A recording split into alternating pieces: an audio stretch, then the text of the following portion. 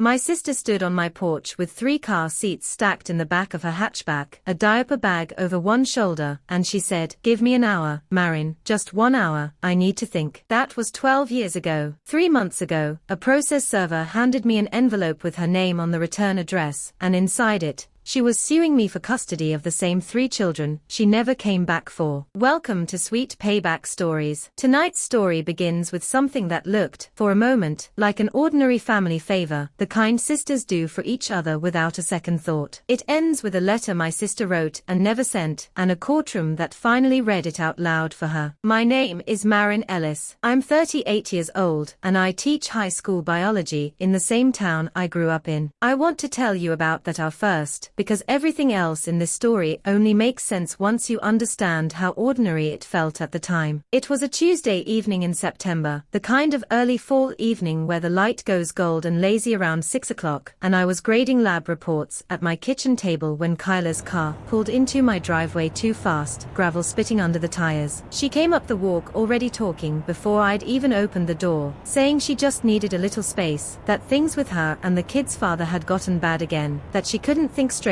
with all 3 of them screaming in a 2-bedroom apartment, that she just needed 1 hour to drive around and clear her head. "Just an hour, Marin," she said again, standing on my porch with Ren balanced on one hip, Elias already halfway through the front door chasing a moth toward the porch light. "I promise, I just need to breathe for a minute." Her eyes had a specific brightness to them I didn't recognize, yet as something closer to panic than exhaustion. "You're so good at this stuff, they love you. It's 1 hour. I want you to picture what I actually saw, not what I understand now, looking back. I saw my little sister, 26 years old, exhausted in the specific, hollowed out way new mothers get exhausted, holding an 11-month-old on her hip while a 5-year-old and a 3-year-old orbited her legs. I said of course. I would have said of course to almost anything that night. She unbuckled the car seats herself, carried them in one at a time, set the diaper bag on my kitchen counter, and kissed each of the older 2 on the top of the head. She held the baby, Ren, a beat longer than the others, her face doing something I didn't have a name for yet, and then she handed her to me too. "Be back by 8, she said, already halfway down the porch steps, not quite meeting my eyes. She was gone by 6:40. I didn't think anything of the timing at first. It was only weeks later, unpacking that same diaper bag properly for the first time, that I found not a single spare outfit, but 2 full weeks of clothing for each child, neatly folded, sized correctly, packed with the kind of careful attention you don't give something you expect to need for 1 hour. I called her that night at 8:15, then 9, then 11. I called the kid's father, a man named Todd who I'd never fully trusted, and he answered on the second ring, television loud behind him. "She's not here, Marin," he said, before I'd even finished asking. "We're done. Have been for 3 days. I asked him what he meant, done, and he sighed like I was the one being unreasonable. "Split up, for good this time. I've got my own apartment now, and I can't exactly take 3 kids into a place with 1 bedroom. I asked, carefully, what he expected to happen to them. There was a long pause, ice clinking in a glass somewhere on his end. "Honestly, maybe this is for the best.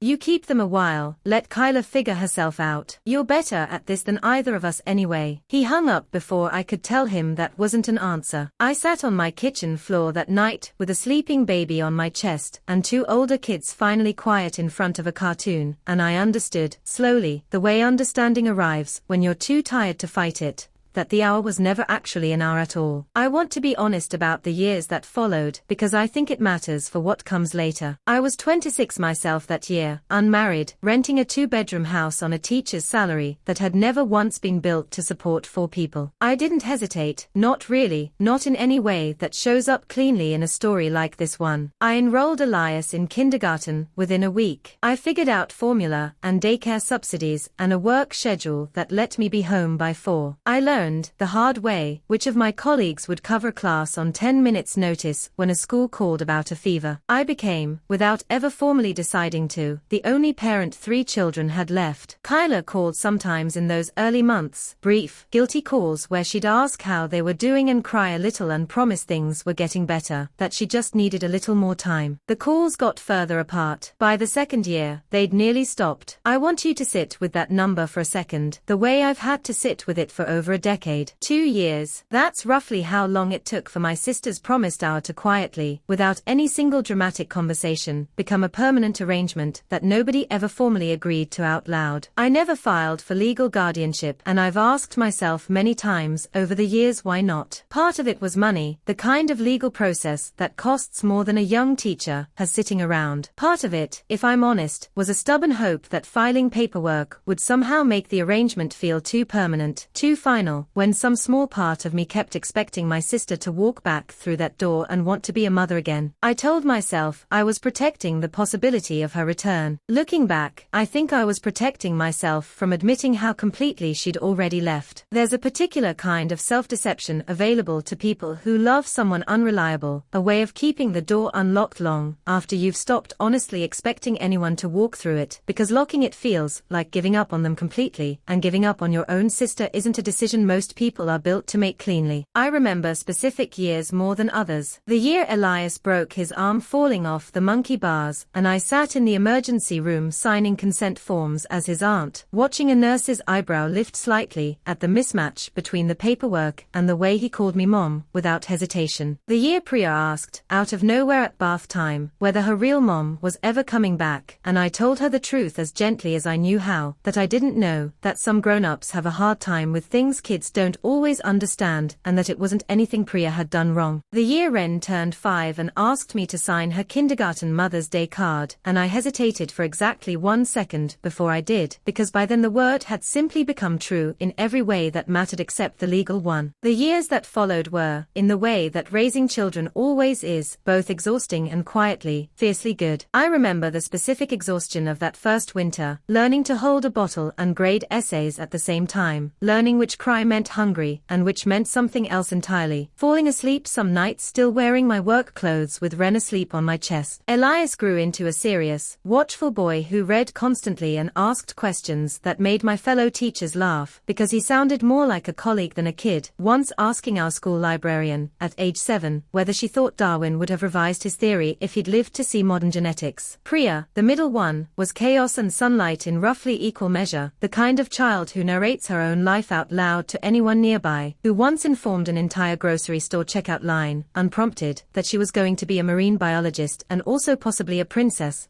depending on how things went. And Ren, the baby who'd been handed to me on my own kitchen counter, grew up never knowing a version of family that didn't include me making her lunch and driving her to dance class, never once asking, in all her years, why her mother wasn't the one doing it. I loved them the way you love something you built with your own exhausted hands, fiercely, completely, without ever once needing anyone to validate the arrangement on paper. The lawsuit arrived on an ordinary Thursday in March, delivered by a process server who apologized, genuinely, as he handed me the envelope, the way people do when they can tell you have no idea what's coming. Inside was a custody petition, filed by Kyla Renner, formerly Kyla Ellis, seeking full legal and physical custody of all 3 children, citing, among other things, her stability, her recent marriage, and what the filing called her consistent involvement in the children's lives over the past 12 years. I read that phrase 3 times standing in my own driveway. Consistent involvement. I thought about the 2 years of dwindling phone calls, the 7 years of near total silence that followed, the 4 birthday cards in 12 years. 2 of which arrived without a return address at all. I did not, in that moment, understand yet how deliberately that phrase had been chosen, or how much work it was going to take to prove it false. I called my attorney, a calm, unhurried woman named Odessa Bryant, who has handled every small legal matter in my adult life, from my lease disputes to Elias's school enrollment paperwork. She listened to the whole thing without interrupting, and then she said something that has stayed with me through everything since. "Marin, I need you to understand the uncomfortable part first," she said, her voice gentle but unhurried, the voice of someone who has delivered hard news for a living long enough to know rushing it never helps. "You never filed for guardianship. Legally, on paper, you are not these children's mother, and Kyla, whatever she's done for 12 years, still is." I asked her what that actually meant for us, practically, and she was quiet for a moment before answering. "It means we build the case from documents, not from feelings. Feelings won't move a judge nearly as far as paper will. So we're going to need paper." That sentence landed like cold water. 12 years of packed lunches and permission slips and stitches at 2 in the morning, and none of it, legally, weighed anything at all next to a birth certificate. Odessa sent for the school's enrollment file, the same routine document request any attorney would make, and what came back reframed the entire opening of this story. Buried in Elias's original kindergarten enrollment packet, filed the week after Kyla dropped them off, was an emergency guardianship affidavit,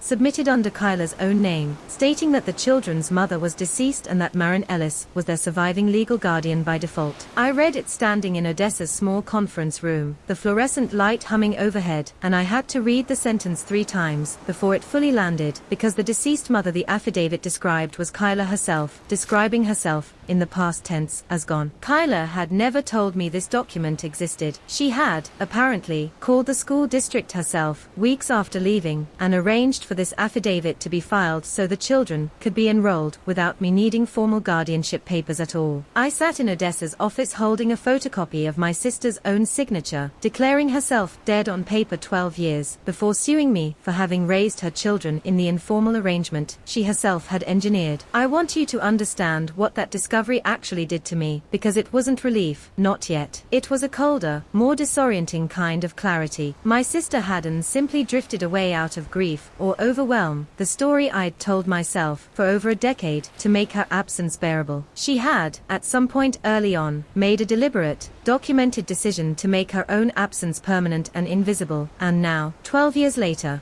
she was standing in front of a judge claiming the opposite had been true the whole time. The next document Odessa's office uncovered came from an entirely different direction, and it changed the financial shape of everything. A letter from a regional law firm, addressed to all 3 children individually, care of their legal guardian, informed me that their late grandfather, Kyla's and my own father, who died when Elias was still a toddler, had established a trust years earlier that paid out a substantial lump sum to whichever parent or legal guardian held primary custody once the youngest beneficiary turned 13. I remember standing at my own mailbox reading it, the paper shaking slightly in my hand, not from fear yet, just from the strangeness of learning something this large about my own father's estate over a decade after his death. Ren would turn 13 in just under 3 months. I read that letter twice, then set it down on my kitchen table and understood, with a sick, sliding feeling, exactly why a woman who hadn't called in years was suddenly, urgently interested in reclaiming custody just months before that birthday. Around the same time, my cousin Denise, who'd stayed loosely in touch with Kyla over the years the way extended family sometimes does, mentioned almost in passing that Kyla had remarried 8 months earlier, to a man named Curtis who ran a small landscaping business that had, according to Denise's careful phrasing, hit a rough patch. I didn't think much of it in the moment. It was Odessa, methodically pulling together a financial picture of the other side for the case file, who found the piece that made the timing impossible to explain away as coincidence. Curtis had applied for a business loan 5 months earlier, and as part of that application, a routine background financial review had surfaced the existence of the Children's Trust, still listed under Kyla's maiden name on old family paperwork. The custody suit had been filed 6 weeks after that loan application. I didn't want to believe it, even with the dates lined up in front of me. I kept looking for another explanation, some version of events where my sister's sudden reappearance in her children's lives was genuinely about love finally catching up with guilt. That hope lasted until Denise called me again, hesitant, clearly uncomfortable, her voice dropping the way it does when she's about to tell you something she wishes she hadn't overheard. I wasn't trying to listen, she said first, which is usually how Denise starts telling you something important. She'd been at a barbecue at Curtis's brother's place, and she'd heard Curtis on the phone out by the grill, laughing, saying, almost cheerfully, that once the custody thing went through, they'd finally be able to get ahead of the business debt for good. He wasn't talking about parenting. He was talking about cash flow. I didn't know if I should tell you, Denise said, but it didn't sit right with me, hearing it. I sat with that phone call for a long time, after she hung up, feeling something in me that had held onto a small, stubborn hope for 12 years finally, quietly, let go. The next piece came from a direction I never expected, and it complicated everything I thought I understood about my sister's intentions. My Aunt Ruth, clearing out a storage unit that had belonged to our late grandmother, found a box of Kyla's old belongings that had apparently sat untouched for over a decade, including a journal from the exact year she left. Ruth brought it to me herself, drove 2 hours to hand it over in person, sat with me at my kitchen table while I read the first few pages, because she said she didn't think I should be alone with it. I want to be careful about how I describe reading it, because because it did not make me hate her less, and it did not make me trust her more, and both of those things were true at once. In one entry, dated only weeks after that Tuesday evening on my porch, Kyla had written that she couldn't be the one who ruined their lives by staying, that she was watching herself become someone she didn't recognize, someone short-tempered and resentful and dangerous in ways she couldn't control, and that Marin would handle it better than she ever could, at least until things got easier. Ruth reached over and squeezed my hand when I got to that page, not saying anything, just letting me sit with it. She'd never intended, in her own private words, for easier to take 12 years. But she had, unmistakably, always understood the arrangement as her own choice, made with her eyes open, not something that had simply happened to her the way she now claimed in a sworn court filing.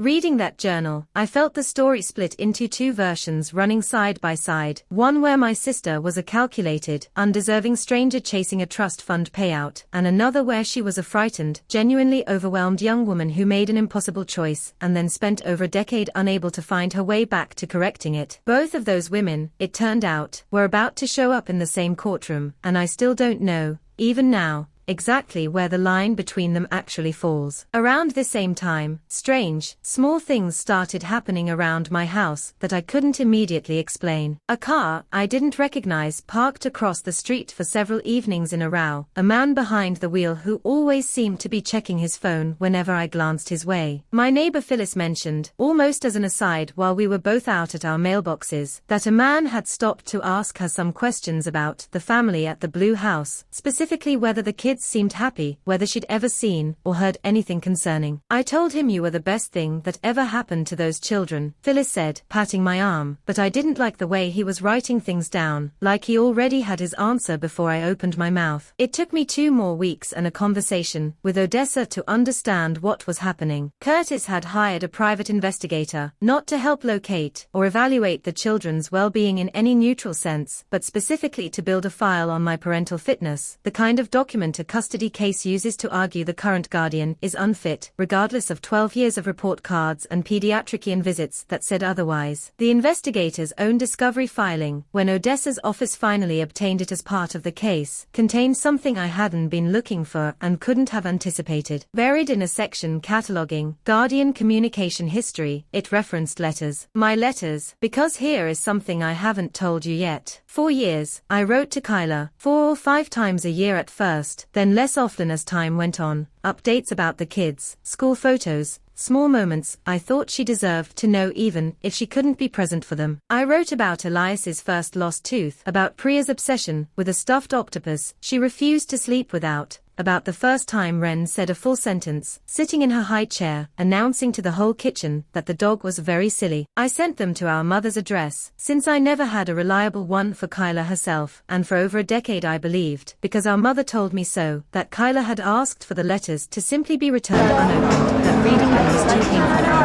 I'd accepted that explanation, painful as it was, because it fit the story I already believed about my sister's guilt and avoidance. The investigator's file told a different story entirely. Kyla had received and read every single one. She had, at some point years earlier, specifically instructed our mother to tell me otherwise, to protect what the file's own language called her preferred narrative of non-involvement. My sister's absence, it turned out, had never simply happened to her. It had been actively, continuously chosen and maintained, letter after letter, for over a decade, with our own mother recruited to keep the illusion running. I confronted my mother about this over the phone, and I want to tell you her response wasn't defensive in the way I expected. She was quiet for a long moment, and then she said, Kyla begged me, marry.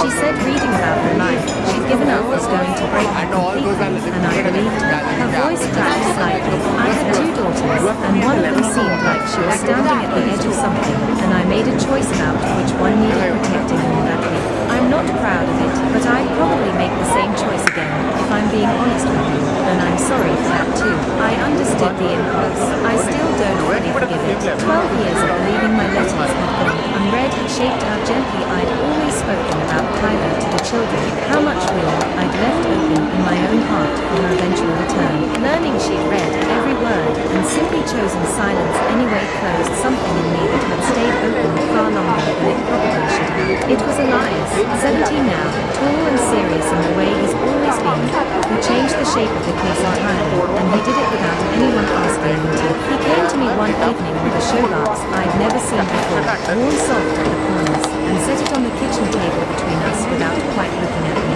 I've been keeping this since I was maybe 9, he said. Inside were every birthday card that had ever arrived without warning, every school event flyer he'd quietly saved after a visit that never happened, a running, careful record he'd apparently been keeping since he was old enough to understand what disappointment meant. I want to testify, he said, not to hurt her. I just don't want to be talked about in a courtroom by grown-ups like I wasn't the one who actually lived it. I asked him if he was sure, and he nodded once, the same steady, unhurried nod he's had since he was small. In 12 years, this was the first time anyone in this story had handed real power back to the one person who'd lived every single day of it from the inside. Odessa's investigation turned up one more document that reshaped everything. This one dated 5 years earlier, a draft adoption petition, fully drafted, my own signature notarized and witnessed, sitting in an old file box in my closet that I'd genuinely forgotten still existed. Kyla had visited that year, one of her rare, brief appearances, and over a difficult, emotional weekend, she'd agreed, finally, to formalize what everyone already understood was true, to sign the adoption paperwork and make my guardianship official and permanent. I remembered driving her to the courthouse annex myself, remembered her signing the intake forms at a scarred wooden counter while a clerk stamped pages beside her, remembered feeling, for the first time in years, a kind of settled relief,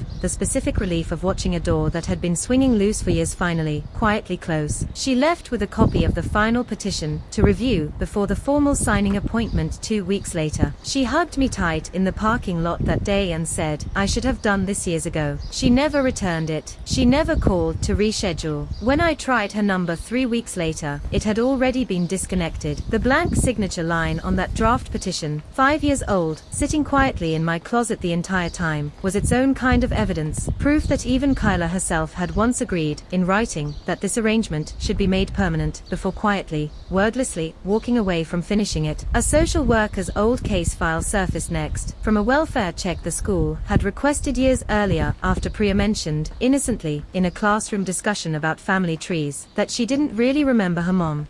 A comment her teacher had felt obligated to report, the way teachers are trained to. I remembered that period vaguely, a stranger with a clipboard visiting my classroom during her lunch break to ask me careful, measured questions, and I remembered being terrified, at the time, that someone might try to take them from me over nothing more than an offhand remark from a 6-year-old. The caseworker's notes, dry and procedural in the specific way official documents are, recorded 3 separate documented attempts to reach Kyla for comment during that investigation, all 3 unsuccessful, no callback, no response, dates and times logged in the same flat bureaucratic language used for everything else in the file. Kyla's custody petition, sworn under oath 12 years later, claimed she had remained consistently involved throughout this same period. The caseworker's contemporaneous notes, dated and filed years before any lawsuit existed, before anyone had any reason to fabricate anything, said otherwise in plain, unemotional language that carried more weight in that courtroom than any accusation I could have made myself. Curtis, to his credit, seemed to feel the case shifting around the same time I did. Denise called again, this time with news that Curtis's own attorney had privately warned him that pursuing custody primarily to access a children's trust could expose them both to allegations of fraud on the court.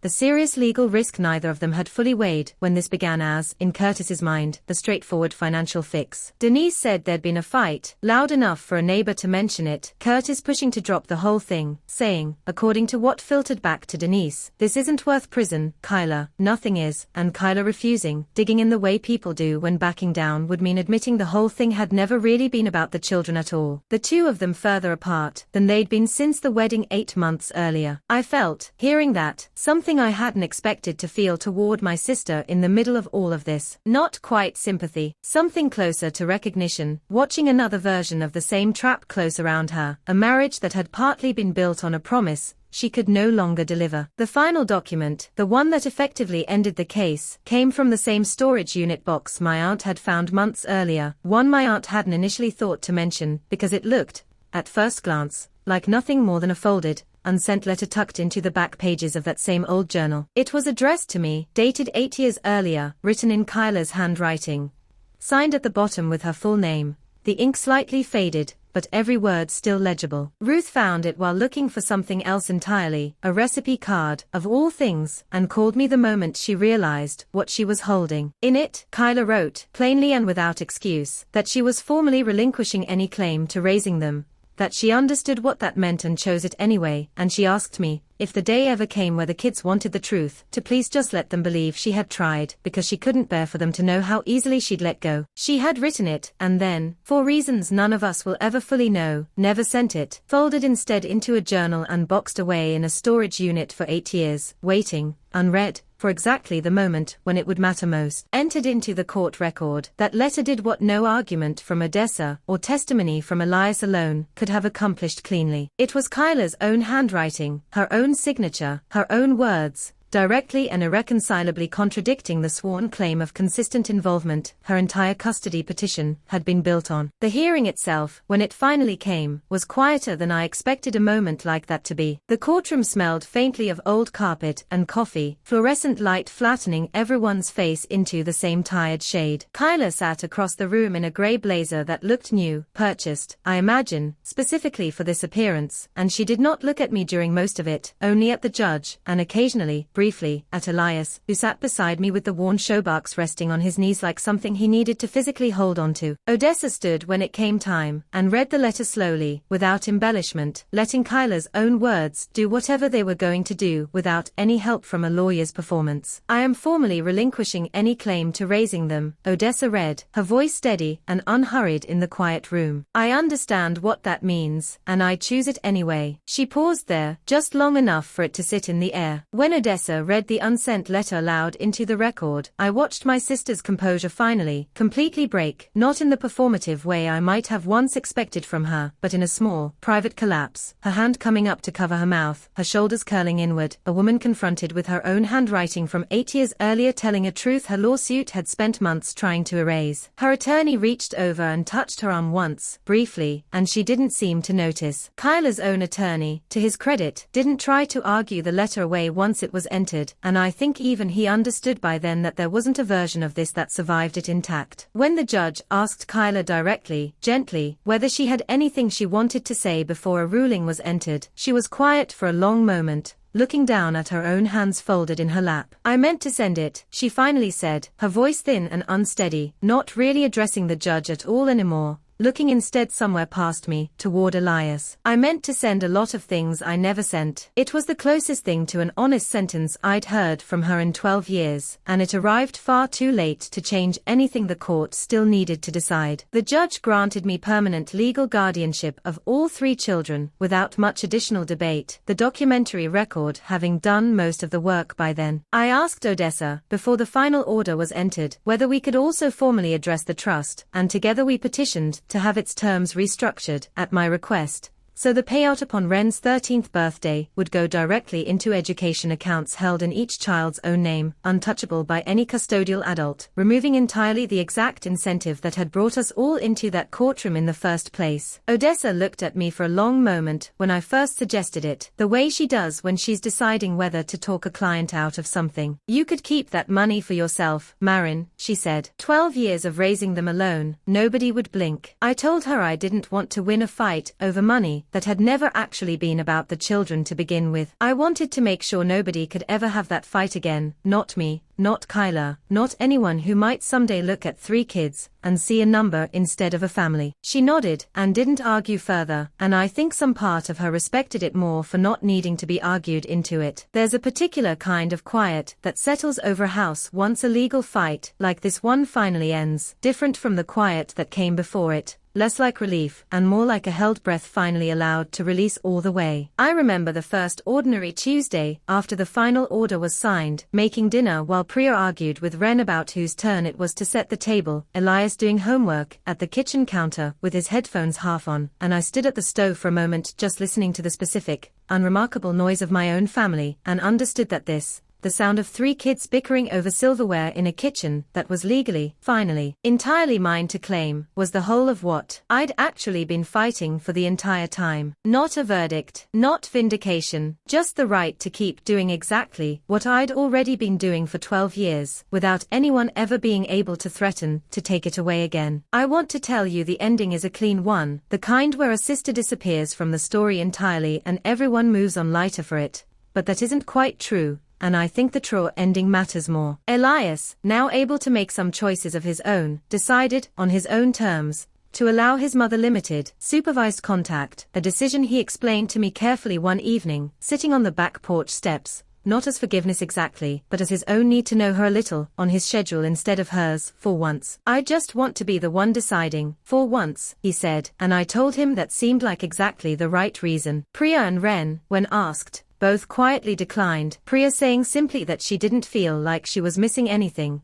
and I have never pushed either of them to reconsider. Kyla's marriage to Curtis, from what Denise still occasionally reports, has grown strained since the case ended. The financial rescue, it was partly built around never having arrived, and I've heard, secondhand, that Curtis moved out for a stretch last spring, though I try not to follow that particular thread too closely anymore. I think about that Tuesday evening on my porch more than I probably should. 12 years later, the diaper bag packed for 2 weeks disguised as 1 hour, my sister's face doing something I couldn't name, yet as she handed me a baby who would grow up calling me mom without either of us ever formally deciding that's what I'd become. I used to believe that not filing the paperwork all those years ago was a kind of failure on my part, a gap I'd left carelessly open. I understand it differently now. That gap is exactly where 12 years of dinners and stitched knees and quiet bedtime stories lived, unclaimed by any document, true anyway, the whole time, whether or not anyone had ever bothered to write it down. If there's someone in your own life who showed up quietly and stayed long after anyone had the right to ask it of them, tell them tonight, before a piece of paper ever has to say it for you. I'd love to hear your thoughts on this one in the comments, and if stories like this one, about patience and truth, and the kind of justice that arrives slowly instead of loudly, are the kind you want more of, stay close, because there's always another one waiting. I'll see you next time on Sweet Payback Stories.